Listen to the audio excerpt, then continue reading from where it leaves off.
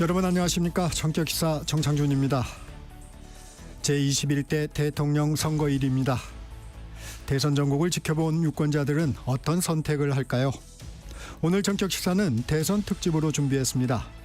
1부에서는 최영창 한국경제신문 정치부 기자와 함께 대선 선거운동 이모저모와 투표 유의사항 등을 정리해드리고 2부에서는 신지호 전 국민의힘 전략기획부총장, 김유정 민주당 선대위 국민화합위원회 수석 부위원장과 함께 대선 국면에서 불거졌던 다양한 쟁점 짚어보겠습니다. 3부에서는 윤태곤 의제와 전략그룹 더모아 실장으로부터 대선 이후 정치판의 변화와 새 정부 과제 살펴봅니다. 정격시사는 유튜브로도 실시간 방송됩니다. 6월 3일 화요일 정격시사 출발합니다.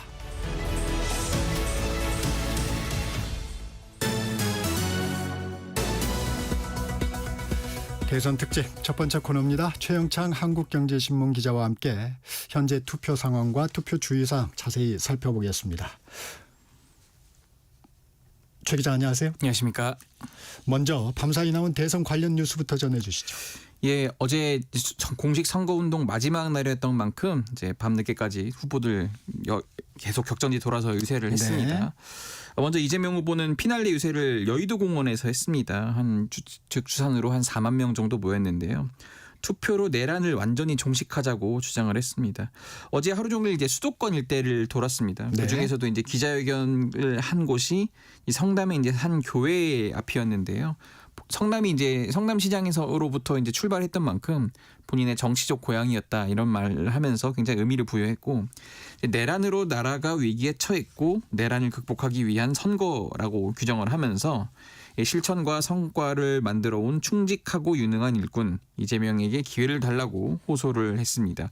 김문수 국민의힘 후보는 지금 부산역부터 해서 쭉 이제 올라왔습니다. 부산역 정단이죠. 그렇습니다. 부산역 유세에서 이제 긴급 입장문을 내고 있어서는 안 될 비상겸에 대해서 다시 한번 사과드린다 이렇게 고개를 숙였는데, 어려운 민생 경제를 살리고 부정부패와 거짓이 없는 정정당당한 대한민국을 건설하겠다고 약속했습니다.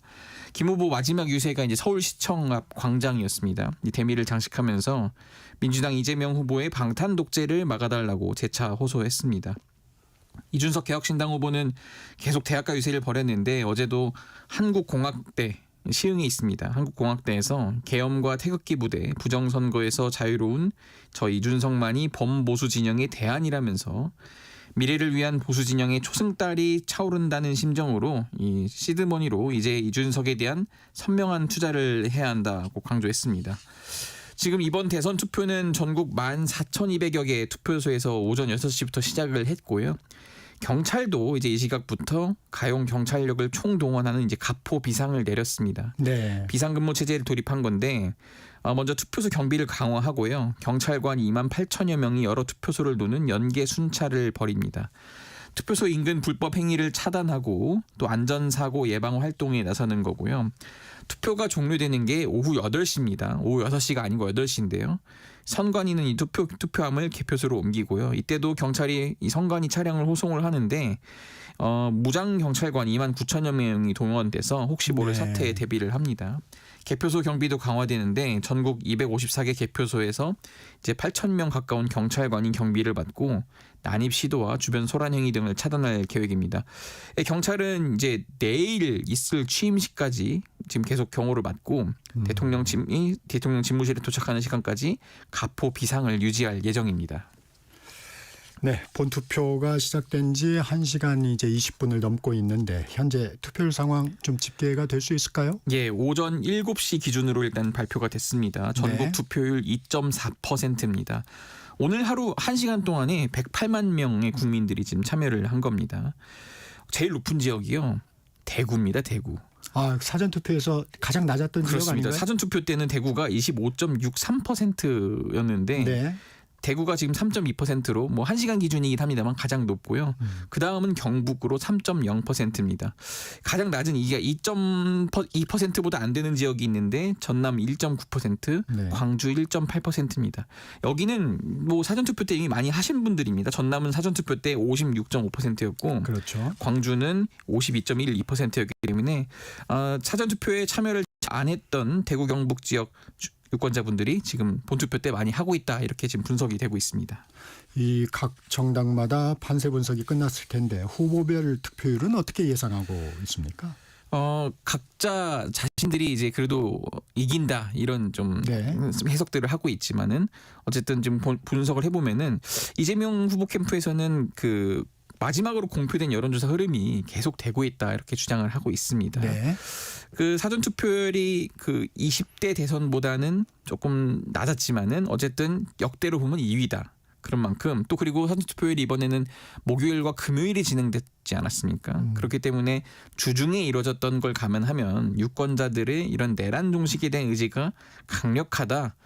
이 독주 체제가 변하지 않는다 이런 식으로 지금 분석을 하고 있고요. 국민의힘에서는 이제 역전을 했다 이제 이렇게 주장을 하고 있습니다. 김용태 국민의힘 비대위원장이 이제 대구 경북 유세를 갔는데 대구 경북에서 투표율 80%가 목표다. 그만큼 많이 나와달라 이렇게 전하면서 네. 여론조사상 김문수 후보가 역전했다. 그러니 괜히 먼저 졌다고 하지 마시고 나와서 투표를 하면 이깁니다. 이런 식으로 좀 강조를 네. 했고요. 이준석 후보 득표율도 관심인데 사실은 이준석 후보는 이 여론조사 공표 금지 직전 조사에서 막 10% 안팎이 나오기도 했습니다. 그런데 네. 이 10%가 넘으면 선거 비용 절반, 15%가 넘어야 전액을 보전받는데 과연 얼마나 나올지 이것도 지금 관심을 모으고 있습니다. 날씨도 변수입니다. 날씨도 투표율에 미치는 영향이 크다면서요? 예, 그런 연구 결과가 있습니다. 진짜 외국에서 한 건데 이 벨기에 겐트대 연구팀이 2017년에 발표한 겁니다. 네. 기온과 투표율의 상관관계를 분석해 논문을 내놨는데 이 1960년부터 미국 대통령 선거를 따져보니 기온이 오를수록 투표율이 올랐다고 했습니다. 아, 기온이 오를수록. 예. 네. 그러니까 연구팀이 온도 상승이 이 투표 같은 집단 행동을 부추긴다 이런 결론을 내린 건데요. 실제로 우리나라 대선 역사를 봐도 비슷한 경향이 좀 발견이 됩니다. 김대중 전 대통령이 뽑힌 지난 15대 대선 때 투표율이 80.7%였거든요. 네. 전국 평균 기온이 6.1도로 그러니까 12월에 한 선거치고는 조금 온화한 날씨였습니다. 16대 17대 대선은 기온이 낮아졌고 투표율도 점차 떨어지는 양상을 보였습니다. 그러니까 여기까지는 앞선 연구와 좀 비슷한데 네. 18대 때 좀 달랐어요. 그러니까 영하 4도의 강추위에도 근데 투표율은 75%를 넘겼는데 당시에 이제 박근혜 문재인 두 후보가 치열하게 맞서면서 투표 열기를 높였다 이런 분석이 있고요. 19대 대선 늘 12월에 치러지던 선거였는데 이제 박근혜 전 대통령 국정농단 사태로 이제 파면되면서 처음으로 5월에 치렀죠. 이제 장미 대선인데 이때도 뭐 당일 봄비가 오락가락했지만 투표율은 15년 만에 최고치를 찍었습니다. 근데 이제 문제는 사전 투표 제도가 도입이 네. 됐기 때문에 이 날씨가 투표율에 미친 영향이 좀 적어졌다 이런 의견도 있습니다. 네. 그러니까 심지어 3년 전에 20대 대선은 또 코로나 특수 상황이었는데 그렇죠. 그럼에도 불구하고 투표율이 77.1%를 기록했습니다. 결국은 뭐 날씨가에는 영향이 있었다고도 볼 수 있지만 이제는 뭐 선거의 이런 요소인 인물 구도, 뭐 핵심 공약 이런 것들이 뭐 중심이 된다 이렇게도 그 의견도 있습니다. 국민들의 관심과 열정이 결정하겠죠, 뭐. 예. 네. 투표장 가실 준비하고 계실 청취자분들께 반드시 알고 가야 되는 사항들도 좀 전해주시죠. 예, 그 제가 이제 아까도 말씀드렸듯이 그 작년 총선은 오후 6시까지였는데 네. 오후 8시까지 합니다. 그러니까 네. 마감 시간 오후 8시까지 투표소에 도착한 유권자만 투표할 수 있고요. 갔더니 줄이 기네 하고 돌아가시면 안 되는 게 줄이 길어도 그 8시까지 줄을 서 있으면은 그 투표소에서 이제 뭐 번호표 같은 걸 줍니다. 네. 그러면 그분들은 8시가 넘는 시간에도 어쨌든 투표를 하실 수 있고요. 이 모바일 신분증을 포함해서 신분증 반드시 가지고 가셔야 됩니다. 네. 초등학생 이하 자녀도 이제 투표소에 동반을 할 수 있어요. 대신에 이제 기표소 안에 그 표를 이제 찍는 곳 안에는 이 미취학 아동 자녀만 함께 들어갈 수 있습니다. 네. 신체 장애가 있는 경우 가족이나 본인이 지명한 2명을 동반할 수 있고요. 네. 투표 인증샷들 요즘 많이 찍으시는데 이 투표소 밖에서 촬영을 해야 합니다. 그러니까 입구 등에 설치된 표지판이나 뭐 포토존 같은 게 있는데 이런 네. 것들을 활용하시면 되고요. SNS, 인터넷, 문자 메시지에 손가락으로 기호를 표시한 투표 인증샷을 게시하는 것도 가능은 합니다. 이 투표 특정 후보자 선거벽보, 선전 시설물 등을 배경으로 사진 찍어 올리는 것도 가능하고요. 다만 가장 중요한 거 기표소 안에서 투표용지 촬영 절대 하시면 안 됩니다. 네. 이말 투표용지를 훼손하면 안 될 텐데 실수로 찢어졌어요. 그러면 어떻게 해야 하나요? 근데 그럴 경우에도 사실 네. 본인의 실수면은 네. 이거는 더 이상 훼손이 돼서 어쩔 수가 없습니다. 아, 그러면 투표를 할 수 없는 거군요. 네, 그래서 굉장히 그 투표용지 주의하셔야 합니다.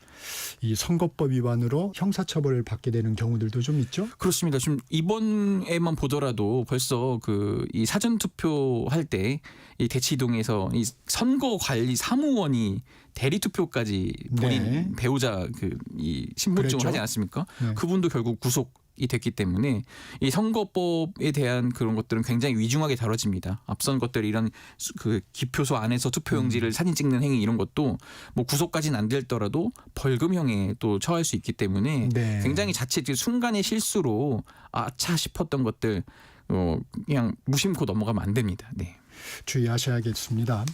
후보별 특징과 유세 상황도 좀 살펴보겠습니다. 선거운동 과정에서 후보별로 차별화되는 특징이 뭐였나요?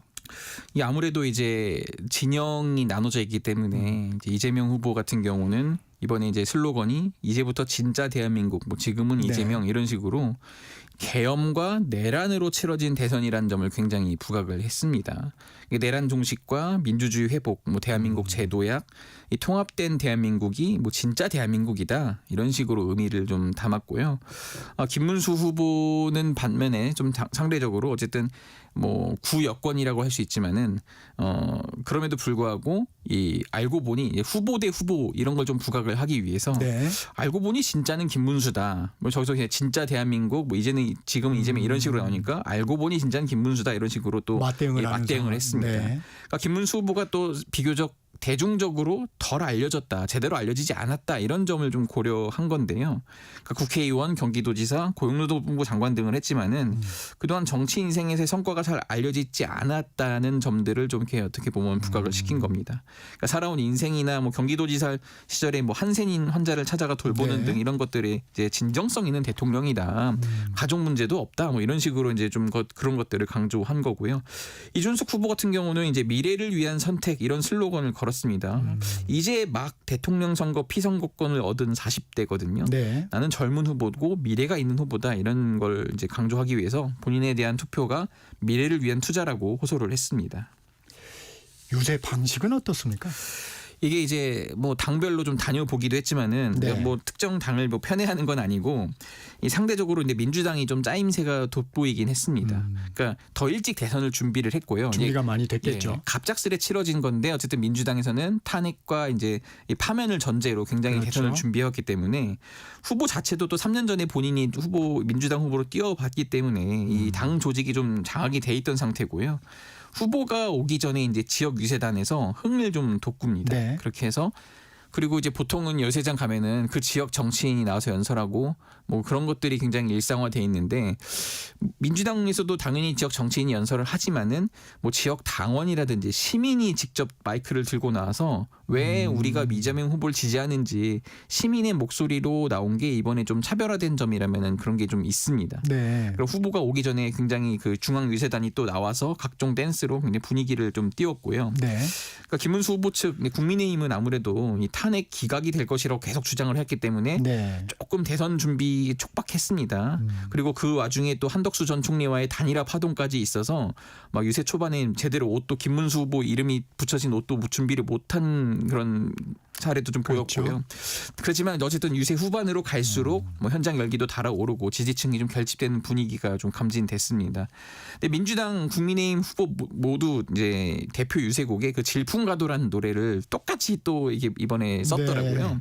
이 응원곡도 이제 좀 같아진 게 있고 뭐 일부 유세곡에선 차이가 있는데 국민의힘 쪽에서는 이제 트로트를 넣은 점이 확실히 좀 차별화는 좀 됐습니다. 아. 아무래도 타깃층이 네. 좀 중장년층이 많다 보니까 이제 네. 트로트로서도 차별화를 했고 이준석 후보는 그렇게 이제 시끌벅적한 전통적인 유세 방식은 잘 안 했습니다. 대신에 이제 서울 뭐 수도권이든 뭐 지역이든 어쨌든 대학가 위주로 계속 공략을 해서 나의 타깃은 2030 세대라 이런 걸 확실하게 해서 이 세대 지지만큼은 확실히 가져가겠다 이런 식으로 선택과 집중의 방식을 채택했습니다. 이 네거티브 공방에 가려서 후보들의 공약이 잘 드러나지 않았는데 후보별 대표 공약들도 좀 정리해 주시죠. 네, 먼저 공통점과 차이점이 있습니다. 네. 이제 공통점은 개헌을 어쨌든 약속을 했다는 건데요. 이재명 후보는 4년 연임제, 김문수 후보는 4년 중임제 이렇게 있는데 차이점이 있다면은 김문수 후보는 본인 자신의 임기를 단축해서라도 꼭 성사시키겠다. 3년 임기 단축론을 꺼냈습니다. 네. 그러면 이제 2028년부터 4년 주기로 대선과 총선의 임기를 맞추겠다고 한 건데요. 그리고 이제 두 후보 간의 일단 차이점을 보자면은 이재명 후보는 이제 경제 산업 이런 공약에서 국가 주도형 산업 육성, 산업 정책, 이제 트럼프 행정부 시대에 맞서서 이제 국가 주도형 산업이 굉장히 중요하다 이런 네. 것들을 강조했고, 뭐 AI라든지 우주 산업 이런 것들을 좀 강조를 하고 있고요. 또 추경을 통한 내수 회복, 뭐 지역 화폐 활성화, 본인의 이제 성남시장 때부터 이제 많이 이제 정책이었던 그런 지역 화폐를 전국 단위로 더 활성화시키겠다 이런 것들을 강조했습니다. 김문수 후보는 반면에 이제 자유주도 성장이라는 이제 주제를 꺼냈습니다. 어쨌든 기업하기 좋은 나라를 만들어야 한다는 거고요. 김문수 후보는 이 경기도지사 시절에 이제 GTS를 굉장히 강력하게 추진을 했었는데 그런 만큼 본인의 이제 주요 성과인 GTX를 전국 5대 광역권에 추진하겠다 이런 식으로 좀 주목을 받기도 했습니다. 이준석 후보는 이제 뭐 규제 완화라든지 작은 정부를 지향해서 19개 부처를 13개로 축소를 하고 뭐 산업 리쇼어링이라고 하죠. 이제 해외로 나갔던 우리 기업들의 뭐 공장이라든지 이런 것들을 많이 다시 네. 되돌아오게 하겠다 이런 걸 강조했고요. 좀 세부적으로 또 공약들을 보시면은 이재명 후보는 뭐 대법관 증원 결국은 어쨌든 그 논란 끝에 이제 숫자는 안 썼지만 공약집에 최종으로 넣었습니다. 대법관 증원시키겠다. 뭐 검찰권 통제하겠다 이런 것들이 있고, 김문수 후보는 국회의원 수를 줄이겠다고 했습니다. 불체포 특권 폐지하고 정치권 자체 개혁을 강조했고, 외교 이쪽도 있는데 어쨌든 네. 이재명 후보는 그 중국과 너무 친중하는 것 아니냐 이런 것에 대해서 지적을 그랬었죠. 굉장히 우려를 하고 있습니다. 네. 그렇기 때문에 중국, 러시아 협력도 하지만 한미동맹 강조할 거다 이런 식으로 좀 주장을 했고요. 대화 기반의 평화 추구를 했고, 대신에 김문수 후보는 한미동맹 기반에서 군사력 강화도 있고 강력한 안보를 구축하겠다 이런 식으로 강조를 했습니다. 유권자들이 어떤 기준으로 후보를 선택할지가 관심인데 가늠해 볼 수 있는 자료가 있을까요? 그렇습니다. 이제 가장 그 어떻게 보면 객관적이다 이렇게 평가를 받는 자료가 하나 있는데, 중앙선거관리위원회가 직접 의뢰한 그 네. 여론조사가 있습니다. 선거관리위원회가 지난달 15일 발표를 했는데 한국갤럽에 의뢰를 했습니다. 지난달 2일에서 3일 전국 만 18세 이상 유권자 1,526명을 대상으로 진행한 이 유권자 의식조사입니다. 95% 신뢰 수준의 표본오차 플러스 마이너스 2.5%포인트인데, 후보자 선택 시 고려사항을 묻자 능력이나 경력이라고 꼽은 유권자가 31.8%로 가장 이번에는 많았습니다. 그 다음이 정책과 공약 27.3%입니다. 네. 도덕성이 상대적으로 이번엔 좀 낮습니다. 도덕성이라고 꼽은 유권자는 22.9%였고요. 소속 정당이라고 꼽은 그 유권자는 12.9%로 가장 낮았습니다. 이 당선자 윤곽은 몇 시 정도에 알 수 있을 것으로 보십니까? 이번에 시간이 8시까지잖아요. 예, 윤곽이 나오는 거는 이제 선관위에서는 이제 자정쯤으로 지금 보고 자정쯤. 있습니다. 네. 네, 8시 반 정도부터 이제 개표가 시작이 되는데 한 70에서 80% 개표가 되는 시점이 자정쯤이라고 합니다. 물론 네. 최종 개표는 이제 오전 17시 다음날 이제 오전 7시가 돼야 하지만은 어쨌든 그런 식으로 해서 좀 격차가 후보 간 격차가 나면은 자정쯤에 어쨌든 당선 유력 이렇게 뜰 수가 있다는 거고요. 19대 대선 때 문재인 전 대통령이 이제 오후 10시 당선 유력이 떴습니다. 20대 대선은 굉장히 박빙이었기 때문에 이튿날 오전 2시쯤에 윤석열 전 대통령 당선 유력이 나왔고요. 네. 대신에 이제 방송 3사 KBS, MBC, SBS 이 공동 출구조사 결과는 투표 종료 직후인 오후 8시 10분쯤 이 발표가 될 예정입니다. 네, 여기까지 듣겠습니다. 한국경제신문 정치부 최영창 기자였습니다. 고맙습니다. 감사합니다. 교통정보와 날씨 듣고 대선 토론으로 이어가겠습니다.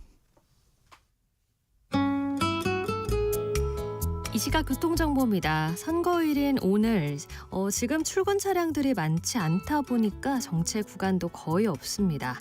어제도 평소 월요일보다는 출퇴근 정체가 덜하긴 했지만 그래도 정체가 이어졌었던 만큼 오늘은 연휴처럼 밀리지는 않겠습니다. 서울 근교 중심으로 나들이 차량들은 좀 있겠고요. 현재는 중앙고속도로 대구에서 춘천 쪽으로 다부터널 안에서 고장난 차가 있었습니다. 일대 더딘 흐름 남아있고요. 경부고속도로 부산 방향 석계 정류장에선 화물차 단독 사고 처리 중이라 하위차로 막혀 있으니까요. 조심해서 지나시기 바랍니다.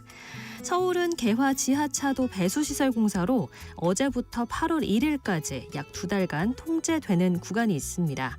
행주대교에서 개화 사거리 진출 램프고요. 오전 9시에서 오후 5시까지는 전면 통제되니까 도로 이용에 참고하시기 바랍니다. KBS 교통정보센터에서 임초희였습니다. 이어서 기상청 연결해서 날씨 정보 듣겠습니다. 투표하러 가시는 길 날씨로 인한 큰 불편은 없겠습니다. 오늘 차차 구름량이 줄어들고 안개도 걷히면서 하늘이 맑아지겠는데요. 다만 일부 지역에 비 소식이 있습니다. 현재 경상도 해안과 제주도에 내리는 약한 비는 아침 중에 모두 그치겠지만 경기 북동부와 강원도는 오전부터 저녁 사이에 북쪽을 지나는 약한 비구름의 영향으로 5에서 10mm 정도의 비가 가끔 오는 곳이 있겠습니다. 지금은 어제 아침 기온과 비슷해 선선한데요. 한낮에는 서울, 광주 25도, 대전 26도, 대구 27도, 부산 24도 등으로 어제보다 1도에서 5도 정도 높아서 조금 덥게 느껴지는 곳이 많겠습니다. 한편 오후부터 서해안과 강원 산지, 경북 북동 산지와 일부 내륙에는 바람이 강하게 불겠습니다. 현재 서울의 기온은 19.1도입니다. 날씨 정보 송소진입니다.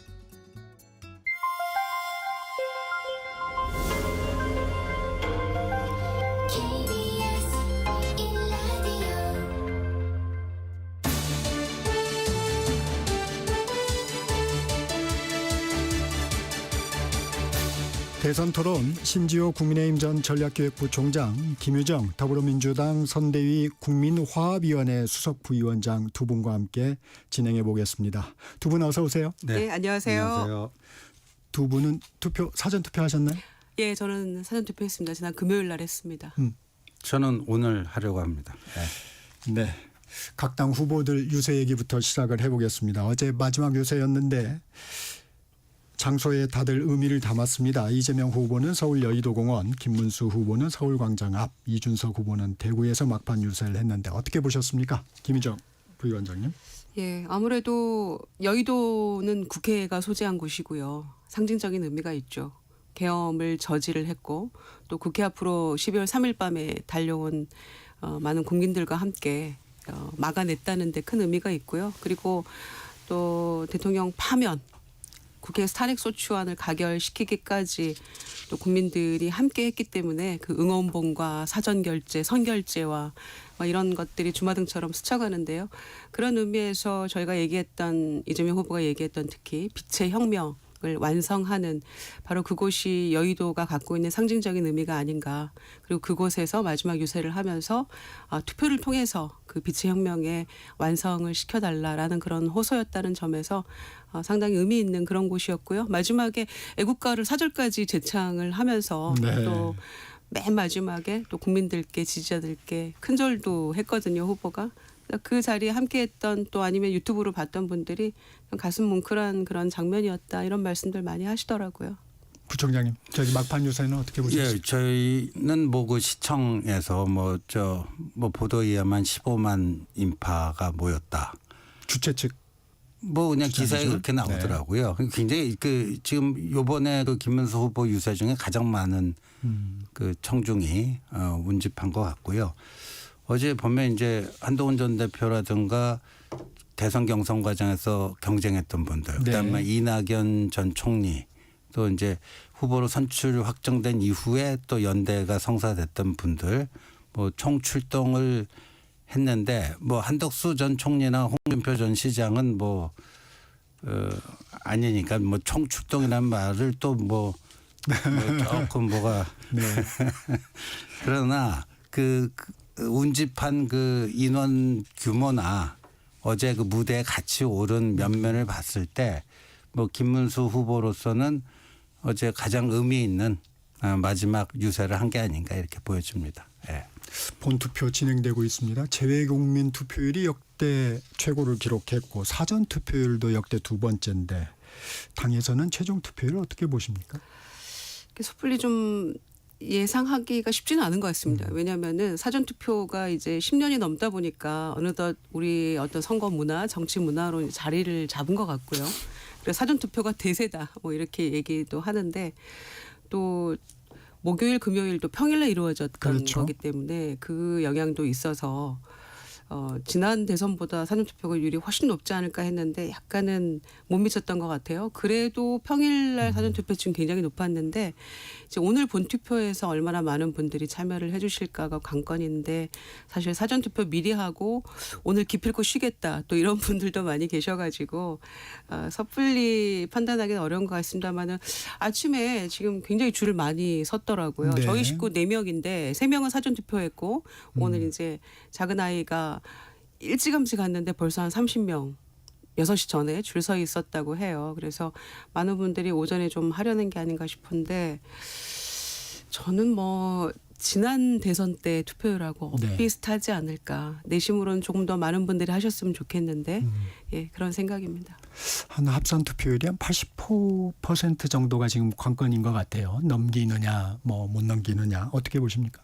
80% 넘기기는 그렇게 쉬워 보이지는 않습니다. 왜냐하면은 지금 사전 투표도 이틀 했는데 그 둘째 날 오전까지만 하더라도 2020년 대선에 비해서 높게 나왔다가 이제 그 뭐 11시경인가 그때부터 이제 좀 밑으로 이제 처지기 시작을 했는데 지금 뭐 오늘 본 투표율도 지금까지는 지난 대선보다 높게 나와요. 네. 높게 나오는데 이게 이제 오후 시간 들어가서 어떻게 유지가 될지 좀 봐야 되는데 근데 그 윤석열 후보가 당선될 때 또 문재인 후보가 당선될 때 77% 정도가 됐었거든요.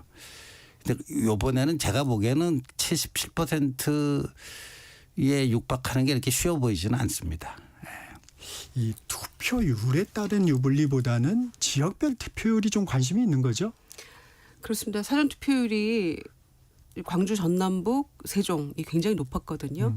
그런데 비교를 해보면 지난 대선 때도 사실 80% 최종 투표율이 80%를 넘긴 지역이 그 네 지역이었어요. 그러니까 이제 대체로 그 지역은 열기가 좀 높다라고 네. 평가할 수 있는데 이제 TK나 그 영남 쪽 PK 지역의 투표율이 저는 관건이라고 생각합니다. 그러니까 미리 이 내란 세력에 대한 부끄러움도 아마 있으실 거고요. 또 보수를 여태 지지했던 유권자들 중에서도 너무 부끄럽다. 그리고 내부에서의 어떤 소위 한덕수 전 총리와의 단일화 과정에서 보여줬던 그런 소위 국민의힘에서도조차 당내 구테타라고 불렸던 그런 또 부끄러운 모습들도 있었고요.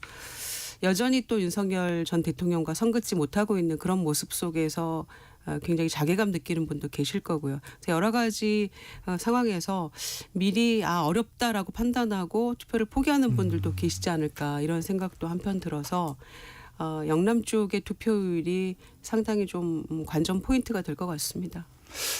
영남 쪽이 아무래도 사전 투표에서 투표율이 좀 낮았는데 지금 그런 영향도 있겠죠. 지금은 이제 저희 본 투표에서는 투표율이 좀 높습니다. 네. 영남 쪽의 분위기 초기에 좀 흔들리고 있다는 분위기도 있었는데 어떻습니까? 있었는데 이제 막판에 이제 뭐 김문수 후보도 현지에 가서 호소를 많이 했고 또 뭐 어제 그제 뭐 박근혜 전 대통령께서 TK, PK 훑으면서 뭐 다른 특별한 메시지를 발신한 건 없는데 네. 뭐 박근혜 전 대통령이 그렇게 움직이면 어떤 신호겠어요? 좀 투표장에 나와달라는 얘기 아니겠습니까? 근데 그런 게 어느 정도까지 될지는 저도 쉽게 예단이 안 돼요. 예. 지금 오전에는 이제 TK 쪽이 좀 높게 나오고 있습니다. 네. 근데 부울경은 그닥 높아 보이지는 않고요. 근데 저게 이제 오후 들어서까지도 계속 흐름이 유지될지 뭐 그게 아마도 영남의 투표율이 김문수 후보 득표율에 상당한 영향을 미칠 거라고 봅니다. 예. 그래도 선거는 중도층의 표심이고 항상 지역별로 보면 수도권, 충청 지역의 표심이 결국 그 판세를 결정지었던 것 같은데 네. 부위원장님 어떻습니까? 그렇습니다. 사실은 서울, 경기를 비롯한 수도권, 충청 이쪽에서의 표심이 결국 최종 당선자를 결정한다라는 거를 뭐 과거 대선을 통해서도 저희가 다 경험한 바가 네. 있기 때문에 그래서 이재명 후보는 어제 마지막 유세를 이제 경기도 그리고 이제 서울에서 끝냈었는데요. 특히 이제 영남은 부정선거에 대한 어떤 관념이 아직도 많이 있는 것 같아서 네. 특히 사전투표가 부정선거하고 좀 많이 연관이 있다라는 그 그 함정에 빠져 있기도 한 것 같아요. 그래서 김문수 후보가 사전투표 폐지하겠다 이렇게 얘기했다가 나중에는 본인이 직접 사전투표하면서 독려를 했습니다마는 네. 조금 설득이 잘 안 됐던 것 같고요. 그래서 오늘 본투표 참여율이 좀 궁금하기는 합니다. 그리고 서울 같은 경우에 지난 대선에서 저희가 윤석열 후보와 이재명 후보 간에 24만 표 정도 0.73%의 근소한 차이로 저희가 석패를 했는데 서울에서 30만 표를 졌거든요. 네. 이재명 후보가. 그래서 그만큼 이제 서울에서의 표심이 굉장히 중요하고 뭐 공표할 수 있는 그 여론조사의 그 케이스들을 봤을 때 28일 이전에 중도층만을 놓고 봤을 때는 사실은 이재명 후보가 격차가 더 벌어지는 걸 저희가 볼 수 있었거든요. 그래서 마지막 일주일이 어떻게 민심의 변화가 크게 뭔가 작동이 됐는지는 모르겠습니다만은 중도층에서는 오히려 더 이재명 후보에 대한 그런 지지나 이런 것들이 더 높아지지 않았을까. 무응답이나 뭐 모름, 없음 이런 그 응답률이 굉장히 점점점 축소되는 걸 저희가 봤었기 때문에요. 그래서 저희는 중도층에 오히려 기대를 많이 걸고 있습니다. 부총장님 어떻습니까? 그 당에서 분석하는 현재의 판세. 뭐 이제 뭐 골든 크로스가 이미 이루어졌다 이렇게 주장하는 분들도 계시고, 뭐 골든 크로스 일보 직전까지 따라잡았다 뭐 이렇게 또 분석하는 분들도 있고, 그런데 이제 선거 때 이제 그 캠프의 핵심 관계자들 이렇게 얘기하는 거는 네. 객관적 현실이라기보다도 이제 희망을 담아서 네. 그렇게 표현할 때가 있죠. 표현할 때가 있는데, 그래서 아까 제가 다시 한번 말씀드리지만 오늘 이제 영남의 투표율이 과연 어느 정도나 될지, 그러니까 사전 투표에서 호남에 비해서 아주 압도적으로 밀리지 않았습니까? 지난 대선 때보다도 사전 투표율이 더 낮아졌는데 그게 이제 본 투표로 얼마나 커버가 될지, 그런 것들이 또 그 결과에 상당한 영향을 미칠 수밖에 없는 거기 때문에. 굉장히 이 선전선동은 안 하시는데요. 어차피 오늘 투표일이기 때문에 여기서 뭐 선전선정한다고 뭐 대세에 뭐가 있겠습니까? 이미 이번 조기 대선에 갖는 어떤 시대 정신이라는 게 이미 지난번에 불법 개헌과 내란에 대한 그 국민들이 가졌던 공포와 분노 이런 것들이 사실 투표로서 극복하자라는 것들이 투영된 그런 조기 대선이잖아요. 그런 의미에서 어느 정도 민심이 좀 드러난 선거가 아닌가 이런 생각이기 때문에 저희는 뭐 오늘 투표율을 포함해서 마지막까지 국민들의 어떤 그 마음, 그동안 6개월간 보여주셨던 마음을 한번 믿어 보겠습니다. 공식 선거운동 기간 좀 되짚어 보겠습니다. 대통령 탄핵으로 인한 조기 대선인데 후보들의 경쟁, 총평을 좀 해주시면 어떨까요? 그러니까 우리가 보통 대선과 총선의 그 투표 성향을 크게 분류할 때 대선은 미래를 내다보고 그 뭔가를 투표하는 그 좀 전망적 성향이 강하다. 네. 미래에 대한 기대를 표현하는 그런 전망적 성향이 강하고, 총선은 최근에 있었던 그 과거를 평가하는 이런 회고적 그 성향이 강하다. 그러니까 전망적 투표 성향, 회고적 투표 성향. 뭐 정치학계에서도 그런 표현을 씁니다. 네. 대선과 총선의 차이점을. 근데 이제 이 조기 대선은 2017년도 그렇고 지금도 마찬가지지만 현직 대통령의 파면으로 성립한 그런 선거이기 때문에 이게 심판 선거로 가기가 쉽죠. 일반 대선과는 다르게. 성격 자체가. 예, 심판 선거로 가기가 굉장히 그 가능성이 높은데, 그런데 이제 그 구여당, 그 대통령, 파면된 대통령이 소속된 당의 후보가 그 파면된 대통령과 좀 다른 결의 후보가 나오면은 조금 또 이제 얘기는 달라집니다. 얘기는 달라지는데, 뭐 이제 아시다시피 윤석열 전 대통령이 선거 막판까지 이 선거전에 네, 등장을 했고 또 김문수 후보도 뭐 계엄에 대해서는 어제도 다시 한번 뭐 국민들께 사과하고 그랬지만 그러니까 과연 이제 파면된 윤석열과 어느 정도 차별화되는가 하는 점에서 어찌 보면 요번에 만약에 민주당 이재명 후보가 승리한다면 이재명 후보가 잘해서 승리하는 게 아니고 저희 국민의힘이 못해서 그 반사이득으로 승리하는 거다 이렇게 봅니다. 이 잠시 쉬어가도록 하겠습니다. 대선 토론 전하는 말씀 듣고 8시에 다시 찾아오겠습니다.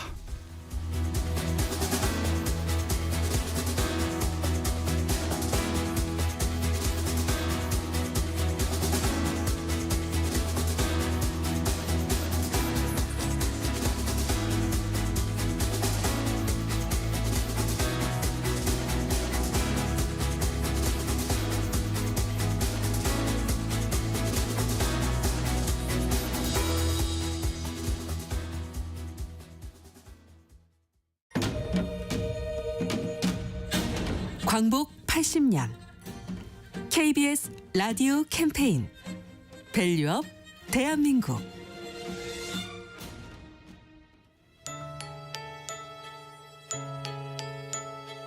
안녕하세요. 저는 전통 자개 명장 이영옥입니다. 제가 하고 있는 자개 공예는 재료도 영혼과 같고 일하는 과정도 영과 혼이 정말 닳고 마르도록 계속 반복하는 작업이 지나야지 완성이 돼가는 그런 작업이거든요. 자르고 갈고 닦고 또 자르고 갈고 닦고 그렇게 할수록 더 빛이 나고 영롱해져 가요. 이 영롱함이 사람들에게 안겨지기를 저는 많이 바랬어요. 예전에 엄마들이 자개를 장을 가지는 게 로망이었거든요. 지금은 큰 장롱이 들어갈 곳이 없어졌어요. 사양 산업이다라고 했어요. 그때만 해도 한 17년 차 홍보를 했더니 자개의 어떤 부활이 됐어요.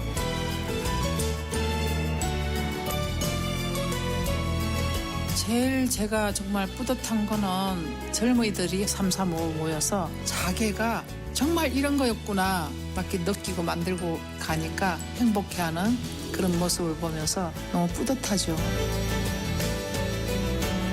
자개는 그 자체가 만들기만 하면은 광을 내요. 우리나라에서 정말 더 많이 알려줬으면 좋겠습니다. 광복 80년 우리가 가야 할 길을 묻습니다. KBS 라디오 캠페인 밸류업 대한민국이었습니다.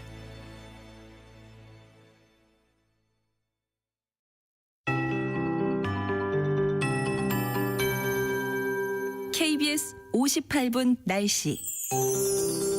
대통령 선거일인 오늘 차차 하늘이 맑아지겠습니다. 지금은 구름이 많이 껴있고 곳곳에는 안개도 드리워져 있는데요. 차츰 구름이 줄어들고 안개도 걷히며 맑은 하늘이 드러나겠습니다. 다만 경기 북동부와 강원도는 오전부터 저녁 사이에 북쪽을 지나는 약한 비구름의 영향으로 5에서 10mm 정도의 비가 가끔 오는 곳이 있겠고요. 경상도 해안은 지금 약한 비가 오락가락하고 있는데 아침 중에 모두 그치겠습니다. 오늘 아침과 저녁 시간은 선선하겠고 낮에는 조금 덥게 느껴지겠습니다. 현재 기온은 서울 19.7도, 부산과 광주 18.1도 등으로 어제 아침과 비슷하거나 1, 2도 정도 낮은데요. 한낮에는 서울, 강릉, 전주 25도, 춘천과 대전 26도, 대구 27도, 제주 22도 등으로 어제보다 1도에서 5도 정도 높을 전망입니다. 한편 오후부터 서해안과 강원 산지, 경북 북동 산지와 일부 내륙에는 바람이 강하게 불겠고요. 오늘 수도권과 충청도는 오전까지 초미세먼지 농도가 나쁨으로 나타나는 곳이 있겠습니다.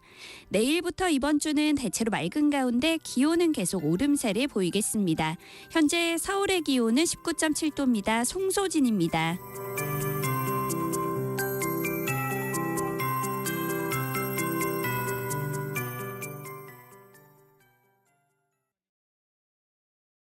정성을 다하는 국민의 방송 KBS가 8시를 알려드립니다. AM 711kHz, FM 97.3MHz, KBS 1라디오입니다.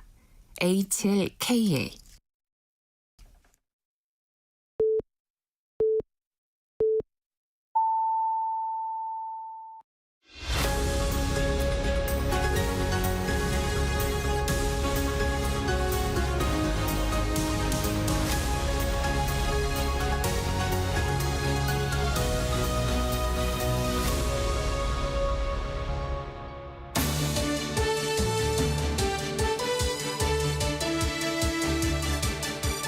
정철시사 대선 토론 신지호 국민의힘 전 전략기획부총장, 김유정 더불어민주당 선대위 국민화합위원회 수석 부위원장님 함께하고 계십니다.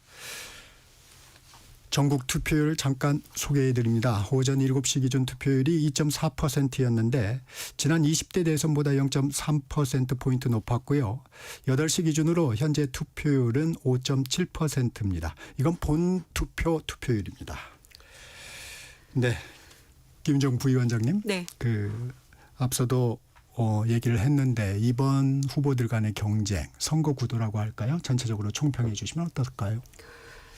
아까도 말씀드린 것처럼 이번 조기 대선은 시대 정신 자체가 내란 극복입니다. 내란 종식. 그래서 내란에 반대하고 내란 종식을 위해서 뜻을 함께하는 모든 사람들이, 국민들이 연대하려는 민주당의 어떤 모토라고 해야 될까요? 그래서 사실 국민의힘이 빅텐트 뭐 단일화 계속 얘기를 했습니다마는 오히려 민주당의 이재명 후보를 중심으로 빅텐트가 이루어지는, 뭐 이를테면 윤여준 전 장관이나 이석연 처장이나 뭐 권오을 전 의원 같은 경우에 TK 지역의 선대위원장 맡아서 굉장히 열심히 해주셨거든요. 이인기 전 의원이나 또 현역 의원으로 또 탈당해서 민주당 이재명 후보 지지했던 김상욱 의원이나 허은하, 김영남 의원 포함해서 오히려 그러한 시대 정신에 발맞춰서 어떤 내란 종식의 빅텐트, 연대의 빅텐트를 만들어준 그러한 세력대,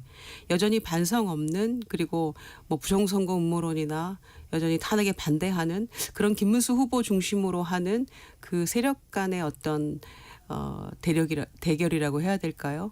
그래서 그 중에서 국민들이 과연 어느 쪽에 손을 들어줄 것인가. 그러면서도 김문수 후보 쪽에서는 여전히 반 이재명이 그 유일한 선거 캠페인의 핵심이었던 것 같습니다. 그것은 지난 총선에 윤석열 대통령이 파면되기 전에도 여전히 뭐 2조 심판론 과 그 맥을 같이 하는 건데, 이 내란 사태 이후에도 그러한 어떤 그 캠페인의 중심에 반 이재명 노선만을 가지고 뭔가 이번 선거를 치르려고 했다면 굉장히 착각이고 시대착오적인 어떤 캠페인의 방법이 아니었나 생각하고요.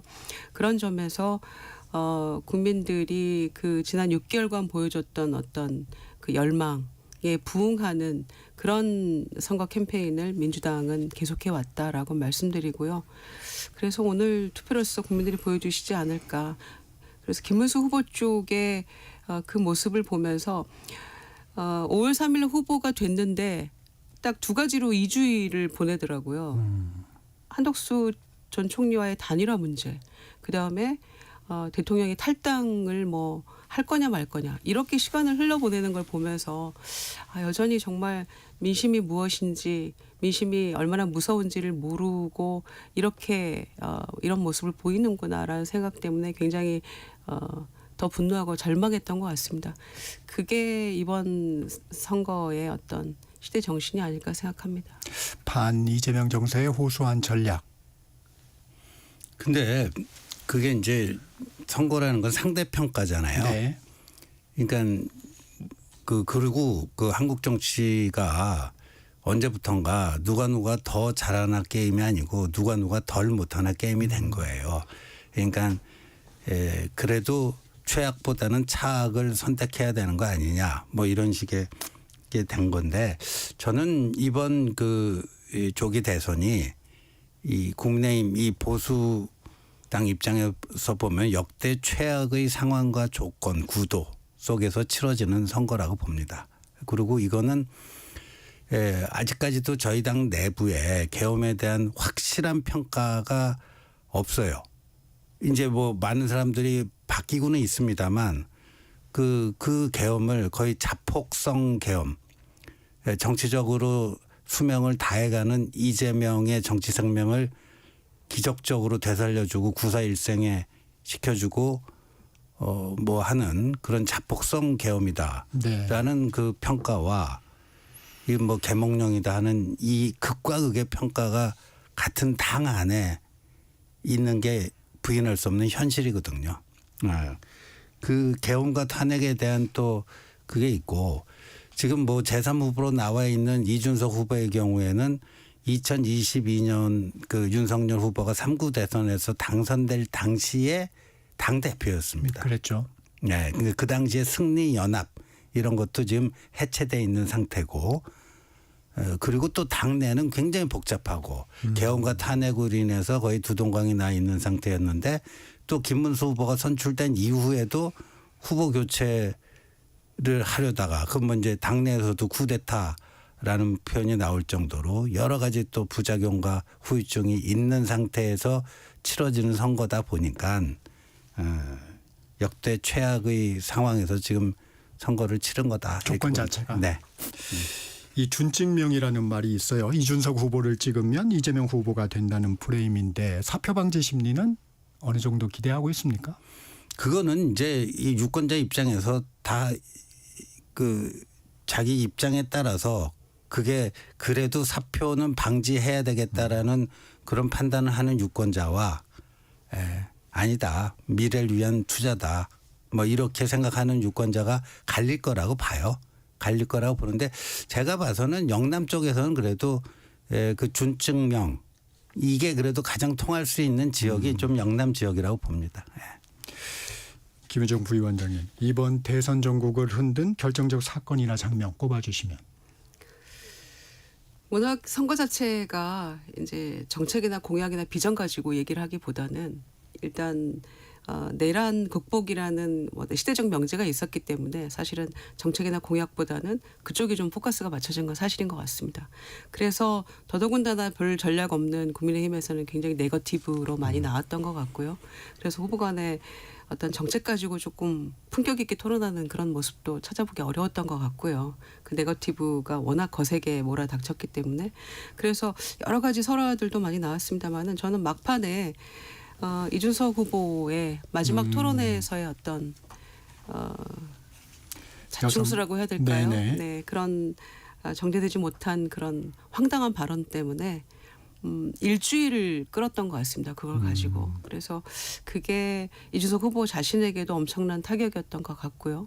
또 그 토론회 마지막 토론회를 보면서 지켜봤던 국민들도 뭐 동시에 불의의 일격을 당한 그런 느낌이었기 때문에 사실은 인권위에 막 진정도 쇄도하고 고소 고발도 난무하고 그러지 않았습니까? 그래서 저는 노무현 정신을 뭐 얘기하고 하는 이준석 후보로서는 과거 지금 그래서 20몇 년 전에 노무현 이해창 두 후보의 토론 모습이 다시 지금 소환이 되기도 하거든요. 이렇게 품격 있게 했었노라고. 그런데 정작 노무현 정신을 얘기했던 이준석 후보의 그날 토론회는 너무 황당하고 있을 수 없는 그런 일이었기 때문에 모두를 놀라게 했었죠. 오죽하면 뭐 토론 모습을 다 묵음 처리를 방송사에서 이제 와서 하겠습니까? 그래서 그것 때문에 저는 자충수를 뒀다고 생각하고요. 그 결과가 이제 어떻게 올지는 이제 결과로서 이준석 후보의 득표율 또 이재명 후보가 과연 과반을 넘길 것인가 네. 이런 여러 가지 평가들이 있잖아요. 그 결과로서 돌아오게 될 것 같습니다. 그 장면이 저는 두 번 다시는 있어서는 안 될 그런 나쁜 장면이었던 것 같습니다. 근데 저는 이준석 후보의 그 문제의 발언보다도 유시민 작가의 그 발언이 훨씬 더 심각하다고 봐요. 그러니까 이준석 후보를 제가 두둔하는 게 아니라 네. 잘못했죠. 본인이 만들어낸 말은 아니지만 그런 끔찍한 표현을 그 공중파에서 그대로 그냥 그 인용을 했다는 것 자체가 상당한 그 판단력에 좀 문제가 있었다고 봅니다. 네. 그런데 그거는 본인이 뭐 만들어낸 말은 아니잖아요. 그 이재명 후보 아들이 한 말은 맞잖아요. 그건 아닙니다. 아니 표현 자체는 다릅니다. 아니 그거는 이제 민주당 그거는 만들어낸 주장이고요. 거죠. 제가 좀 잠깐, 얘기할게요. 예. 네, 그건 민주당 하고 기회 주장이고. 드리겠습니다. 그러니까 그 이재명 후보 아들 이동호가 한 얘기를 이준석이 좀 부적절하게 그거를 옮겼다. 그게 이제 문제고 이준석이 만들어낸 말은 아니죠. 그런데 이제 유시민의 그 문제의 발언을 보면은 무슨 설란영 여사에 대한 내재적 접근을 했다는 거는 괜한 그 뭐 말장난이고요. 유시민이 볼 때는 그렇게 보인다라는 거였어요.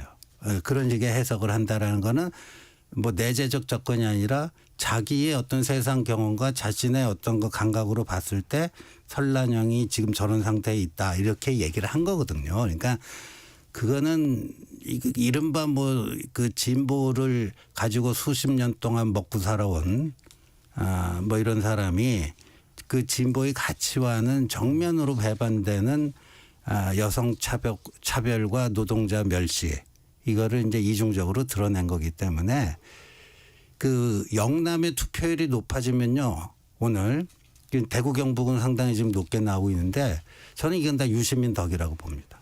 예. 하나하나 좀 따져볼게요. 김의정 부위원장님, 그러면 이준석 후보는 그런 얘기를 해요. 대통령 후보자의 가족 검증은 공적 영역 아니냐. 이 부분에 대해서는 어떤 말씀 주시겠습니까? 일단 가족 검증도 물론 중요하고 필요하죠. 네.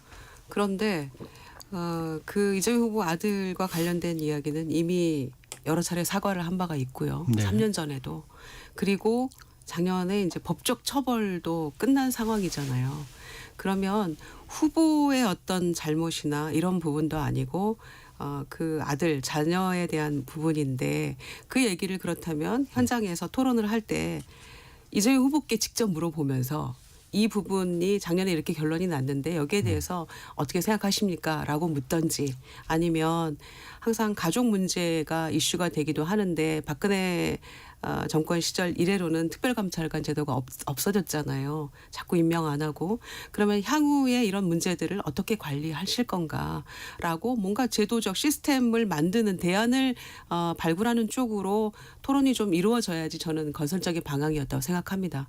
그런데 이준석 후보는 자꾸 말을 바꿨어요. 그러니까 처음에는 권영국 후보에게 그 질문을 하면서 무슨 성인지 감수성에 대한 질문을 하는 것처럼 하다가 나중에 그게 굉장히 문제가 되니까 토론 끝나고 나서는 가족 검증하는 거였다라고 얘기를 했다가 그다음에는 또 문제가 되니까 이게 뭐 정치 보복하는 거냐라는 식으로 말을 바꿔요. 그러니까 본인이 정말 이게 가족에 대한 검증이 필요하다는 당위성을 가지고 질문을 하려면 직접 물어보고 이 문제를 어떻게 할 것인가에 대해서 의견을 구하고 제도적으로는 어떻게 이걸 풀어나갈 것인가 이렇게 해야만 이게 토론이라고 할 수 있는데 계속해서 말을 바꾸면서 사과라고 하는데 결국에는 내가 뭘 잘못했어예요.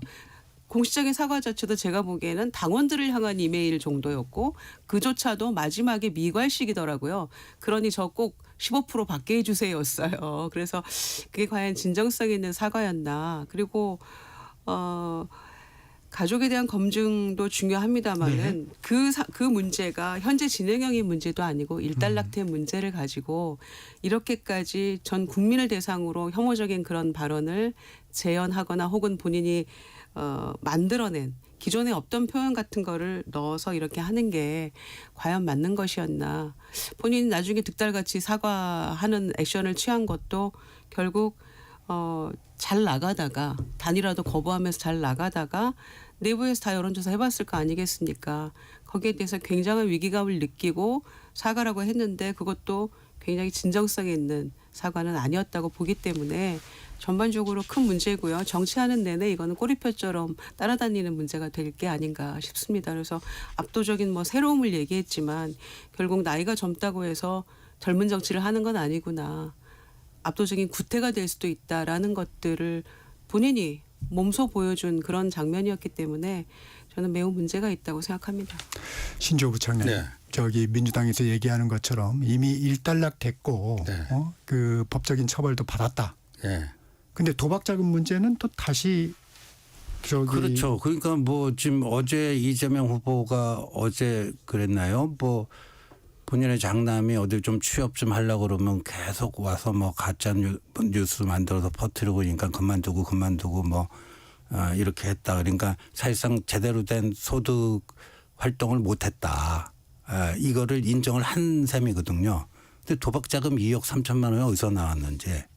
그러니까 어제 본인의 해명이 그 아들 도박 자금의 출처에 대한 궁금증을 더 키웠습니다. 예.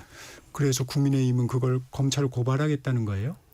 뭐 국세청에 이제 뭐 그 자금 출처 이런 네네. 것들도 뭐 조사해 달라 이렇게 했다고는 하는데 글쎄요 이제 자금을 집어넣고를 총 합이 처음에 뭐 2억 3천만 원을 딱 들고 이를테면 도박을 시작한 그런 경우가 아니고 뭐 몇 차례에 걸쳐서 넣고 뭐 700회라고 뭐 얘기를 하던가요.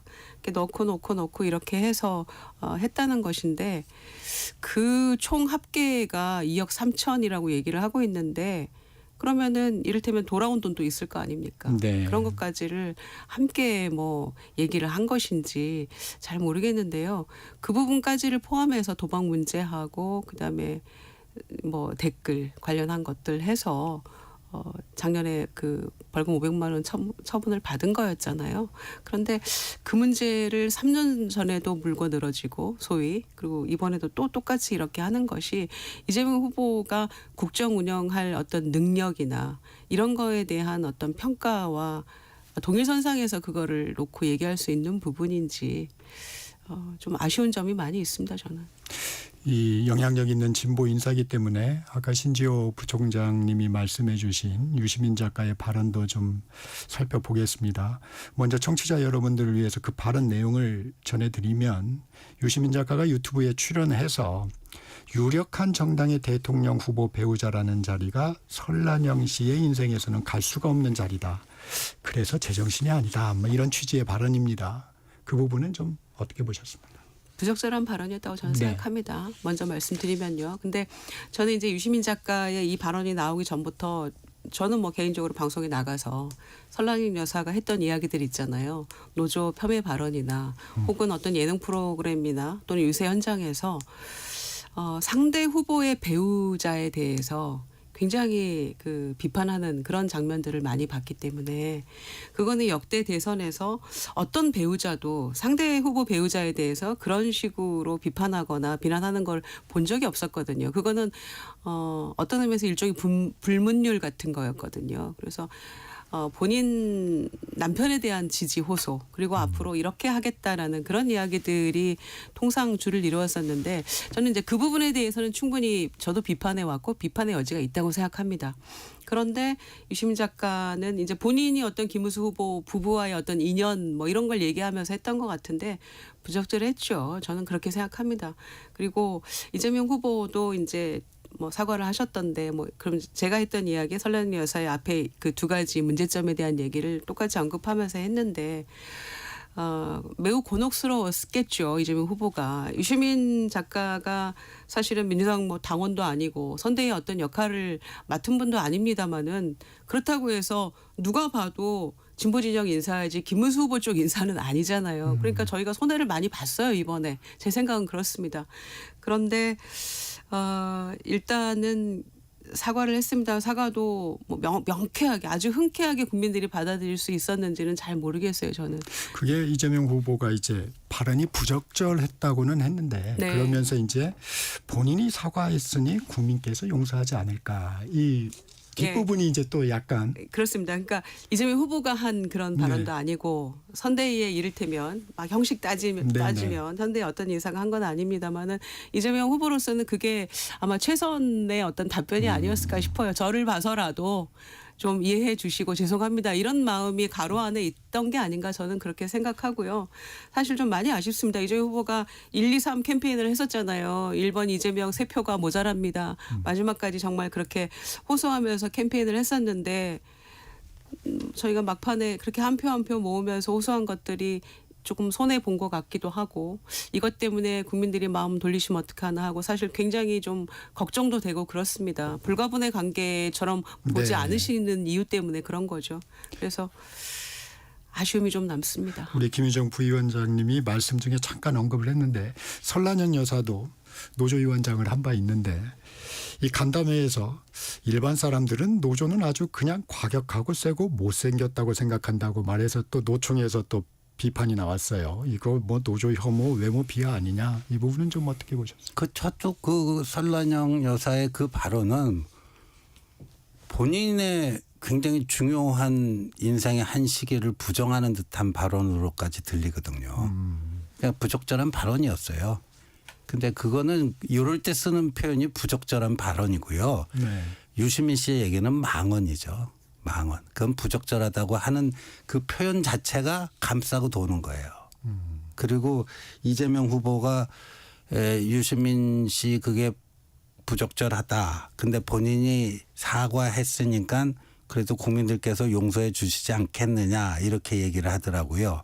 근데 그 사과도 그게 사과인지 변명인지 뭐 내재적 접근이 어떻고 저떻고 하니까 그러니까 바로 이제 온라인상에서 나오는 반응은 이준석이 사과한 거는 당원들에게 사과하니까 제대로 된 사과 아니라고 했는데 그런데 여하튼 이준석은 그래도 뭐 더 이상 변명하지는 않겠다. 당원들에게 사과한 그 표현을 보면 그 이준석은 제명시킨다면서 뭐 유시민은 용서해 주기를 바라느냐 또 이중잣대다. 그런 얘기가 나오고 있어요.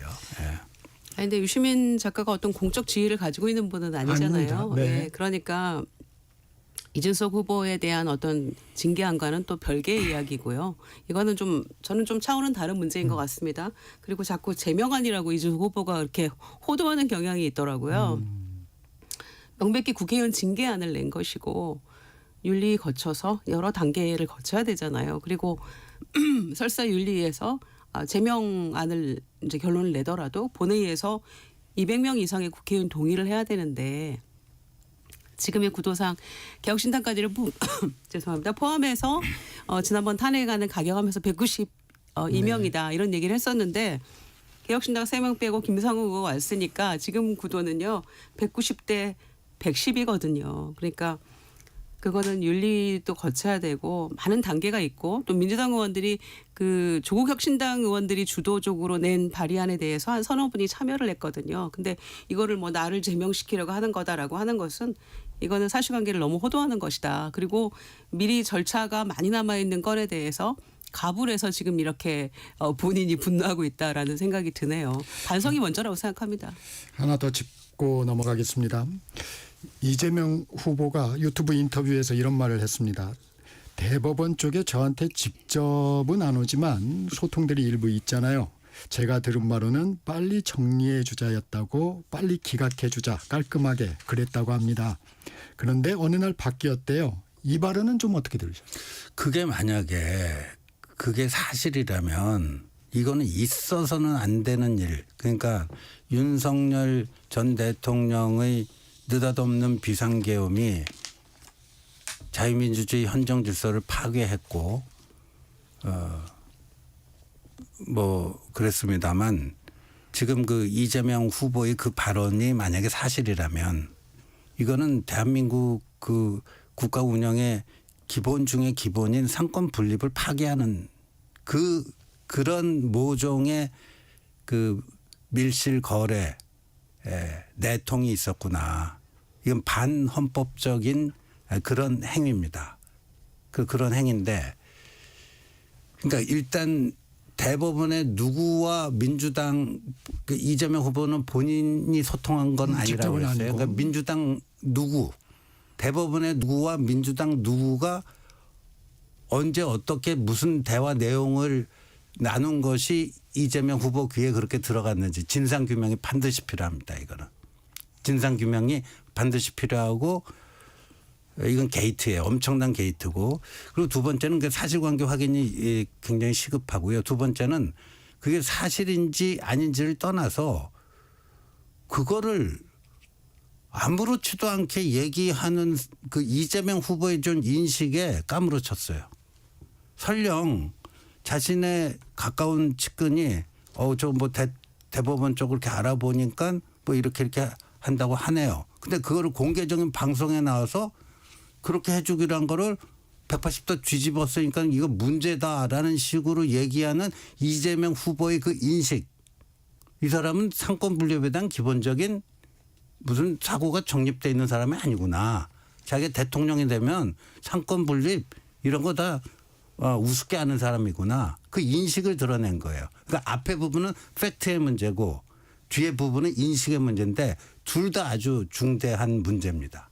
이건 윤석열이 비상계엄을 잘못해갖고 나라를 이런 지금 혼란의 지경에 빠뜨린 것도 저희는 그 반성하려고 해요. 근데 이재명 후보가 오늘 이제 밤에 어떻게 될지 모르겠는데 대통령 되겠다는 사람이 어떻게 이런 인식을 갖고 있는가. 이건 굉장히 중대한 문제입니다. 김유정 부위원장님 말씀해 주셔야 될 것 같은데. 글쎄요, 이제 저희가 헌재에 그 파면 결정할 때도 그 전에 이제 워낙 자꾸 선고일이 늦어지니까 온갖 추측과 억측들이 많았잖아요. 몇 대 몇이다, 뭐 기각이다, 각하다, 인용은 확실하다, 8대 0이다, 몇 대 몇이다 이런 얘기 많았는데 그것들이 이를테면 뭐 누구로부터 어떤 근거를 가지고 흘러나온 이야기인지 아니면 그냥 그야말로 추측인지 여러 가지 법적인 것들을 종합 판단해서 그건 누구도 알 수 없는 문제들이 얘기가 나왔던 거고요. 마찬가지로 대법원의 어떤 그 상고심 판결을 놓고도 전원합의체로 넘어가서 9일 만에 이게 결론을 내겠다고 했을 때 모두가 국민의 80~90%는 그렇게 생각했을 겁니다. 대선 전에 뭔가 빨리 정리를 할 모양이다. 이렇게 항소심 이후에 이렇게 빨리 내규도 어겨가면서 이런 식으로 한 전례가 거의 없으니 이거는 항소심 그대로 똑같은 결론을 내면서 정리를 하고 대선에 돌입하게 할 모양이다라는 그런 생각들을 저도 했고 많은 분들이 법조인들도 그렇게 생각하는 분들이 다수였거든요. 그런데 아마 이제 그런 정도의 정보를 뭐 그 법조인 출신들도 많으니까요. 당내에 그렇게 얘기를 들었는데 이거는 누구도 예상치 못하게 파기환송이 나와버렸기 때문에 거기에 대해서 이제 인생에 가장 놀랐던 순간 중에 하나였다라는 설명을 하면서 그런 정보가 우리에게 있었는데 결론은 이렇게 나더라, 바뀌었더라. 이게 상권 분립에 대한 어떤 그 마인드가 없는 발언이었을까요? 그리고 민주당이 설사 이거는 완전히 그 마무리되는 게 맞았는데 깔끔하게 결론이 뒤바뀌었다. 이걸 민주당에서 뒤바뀐 그런 상황도 아니고요. 그 반대의 경우라도 마찬가지입니다. 대법관 12명을 민주당이 무슨 수로 이분들을 다 설득해서 결과를 다 바꿀 수가 있죠. 그러니까 이것은 너무 좀 과도한 과잉 해석이다라고 생각하고요. 충분히 국민의힘도 헌재에서 어떻게 될 거다라는 뭐 기각이다 이런 얘기 나왔을 때 각하다. 나경원 의원도 판사 출신이고 다 뭔가 그쪽에 정보통들이 있을 거 아닙니까? 누구누구 한 다리 건너서라도 소위. 그러면 그런 얘기 하는 거는 상권 분립 마인드가 없는 거고 이걸 어떻게 해보려고 했다라고 저희도 똑같이 얘기하는 게 합리적으로 맞는 대응일까요? 저는 그런 차원에서 이 정도 정보를 들을 수 있고 그런데 이게 내용이 이렇게 바뀌어서 정말 황당했다. 국민들도 전부 다 9일 만에 결론 내는 것은 똑같이 가나 보다. 무죄로 정리하고 가는 모양이다. 이렇게 했던 건데 이 결과를 놓고 이재명 후보의 발언을 이렇게까지 확대 해석하는 거는 저는 좀 아닌 것 같습니다. 확대 해석이 아니고요. 이 민주당의 조희대 대법원장 특검하자고 게 지어서 한 겁니까? 그러니까 이재명 후보가 어제 조희대의 조자도 꺼내지는 않았지만 그런 식으로 될 거라고 정보도 듣고 다 했는데 그걸 뒤바꾼 게 조희대 대법원장이라 본 거예요. 그리고 어제 이제 조희대 대법원장 이름 석장을 꺼내지는 않았지만 그래서 조희대 특검을 하겠다고 뭐 한 겁니다. 민주당이. 그러니까 이거는 그리고 이 보면 이제 섬찟할 때가 많은데 이 국민 주권이 뭐 정리해 주시고요. 예, 그러니까 국민 주권이 상권 분립보다 우위에 있는 가치다. 이건 굉장히 틀린 얘기거든요. 예, 그러니까 이 국민 주권은 권력이 어떻게 구성이 되는가의 문제고 상권 분립은 권력을 어떻게 운영할 것인가의 문제인데 지금까지 들어야 될 것 같습니다. 지금까지 신지호 국민의힘 전 전략기획부총장, 김유정 민주당 선대위 국민화합위원회 수석. 잠시 후 8시 반부터 일부 지역국에서는 해당 지역 방송을 보내드립니다. 워렌 버핏은 가치 투자, 필립 피셔는 성장주 투자, 피터 린치는 장기 투자. 방법은 달라도 목표는 하나. 성기영의 경제쇼가 성공의 길로 안내합니다. 깊이 있게, 명쾌하게, 지금 이 시대 경제에 관한 모든 것을 알려드립니다. 평일 오후 4시 5분 성기영의 경제쇼와 함께하십시오.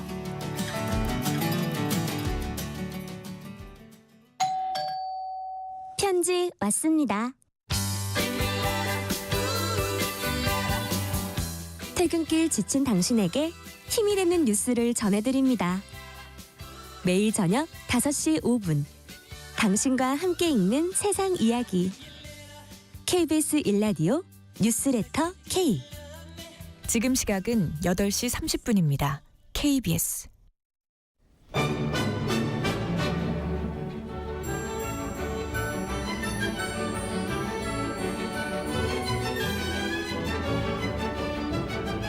KBS 1라디오 정통 시사 프로그램 정격 시사.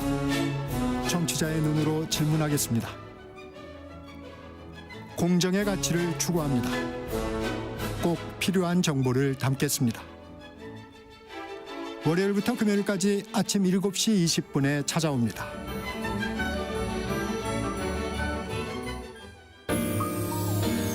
대한민국 중심 채널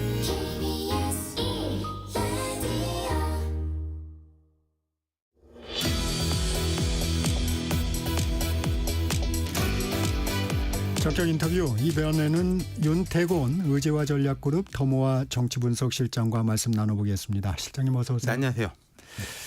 대통령의 탄핵으로 촉발된 조기 대선입니다. 먼저 이번 대선의 선거 구도는 어떻게 치러졌다고 보세요? 네, 말씀하신 대로 탄핵으로 이루어진 조기 대선이니까 그 부분이 제일 컸죠. 국민의힘 경선 과정에서도 뭐 거기에 대한 이슈, 그리고 민주당 경선 과정에서도 거기에 대한 이슈, 그리고 대선 본선에 와가지고도 뭐 다른 전환은 잘 안 된 것 같아요. 다른 이슈로 전환은 잘 안 됐고, 그리고 조금 부정적으로 평가해 보자면은 지난 대선에 대해서 이렇게 혐오 대선이다 이런 식의 평가들이 있었거든요. 네.